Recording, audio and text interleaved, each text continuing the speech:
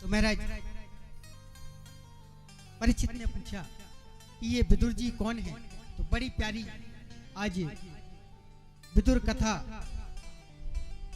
श्री सुखदेव जी महाराज ने महाराज परीक्षित को सुनाई। और सुखदेव जी महाराज कहने लगे, महाराज कश्यप की 13 पत्नी है, सबसे बड़ी पत्नी थी महाराज तिथि महाराज। इनके यहाँ कोई संतान नहीं थी।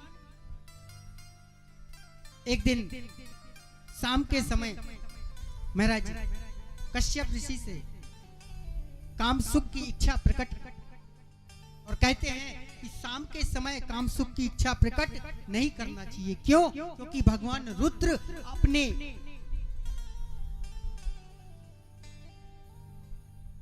परिकर को लेकर पूरी पृथ्वी का चक्कर लगाते हैं। और महाराज बार बार समझाया कश्यप ऋषि ने महारानी तिथि। अंत तो गत्वा जब तिथि नहीं मानी तो उनका मनोरथ पूर्ण किया और अंत में उनको श्राप दे दिया कि जाओ तुम्हारे गर्भ से एक नहीं 2 बालक होंगे और दोनों के दोनों राक्षस प्रवृत्ति के होंगे। अंत में जब होश आया तिथि को, अरे ये मैंने क्या अपराध कर दिया। महाराज कश्यप से क्षमा याचना की, कहा मुझे क्षमा करना प्रभु, मुझसे बहुत बड़ा अपराध हो गया। अब कश्यप ऋषि ने कहा श्राप तो दे दिया, वापस तो नहीं ले सकता, लेकिन हाँ मैं इतना वचन देता हूँ देवी, तुम्हारे जो दोनों बालक होंगे राक्षस प्रवृत्ति के होंगे, लेकिन उन दोनों बालकों का उद्धार करने के लिए भगवान स्वयं आएंगे। और महाराज कथा आती है भगवान के जो द्वारपाल है जय और विजय, यही महारानी तिथि के गर्भ में आए और इनके गर्भ से 2 बालकों ने जन्म लिया। एक का नाम हुआ हिरण्याक्ष और एक का नाम हुआ हिरण्याकश्यप। इतने विशाल काय हुए, इतने शक्तिमान हुए ये दोनों बालक। जो हिरण्याक्ष हुआ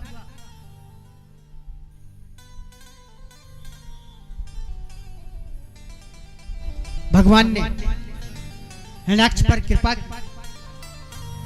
और महाराज हिरण्याक्ष ने क्या किया, पृथ्वी को उठाया और गेंद की तरह ले जाकर के समुद्र में छिपा दिया।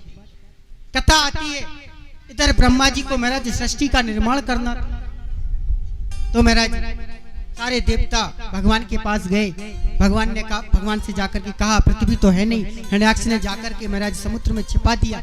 भगवान ने कहा चिंता मत करो, कुछ करते हैं। और भगवान ने बड़ा सुंदर स्वरूप बनाया और महाराज एक 12 का रूप बनाया और 12 का रूप बना करके समुद्र में गए और पृथ्वी को अपने सींगों पर उठाया और लेकर के आने लगे। और इधर हिरण्याक्ष की भेंट हुई नारद मुनि से। हिरण्याक्ष कहने लगा, हे नारद मुनि, ये बीड़ा ही बजाना जानते हो कि महाराज कुछ कुश्ती उस्ती करना भी जानते हो? आज हमारे हाथों में बड़ी जोर से खुजली हो रही है। नारद जी कहने लगे, देखो प्यारे, अपने राम लड़ना भिड़ना तो जानते नहीं। हाँ, अगर आपके हाथ में खुजली हो रही है ना, तो नीचे एक बड़ा विशाल एक बारह आ रहा है, उससे जाकर के आप मिलोगे, ऐसी खुजली मिटेगी, फिर कभी जीवन में खुजली नहीं होगी। अच्छा, बोले हाँ। और महाराज जाकर के जैसे ही 12 भगवान से मुलाकात, हिरण्याक्ष कहने लगा, अरे वो शूकर कहाँ जाता है? भगवान कहने लगे, देखो ये मुझसे शूकर कहता है। भगवान कहने लगे, कहीं नहीं, हम तुम जैसे ग्राम सिंहों को ही ढूंढते रहते।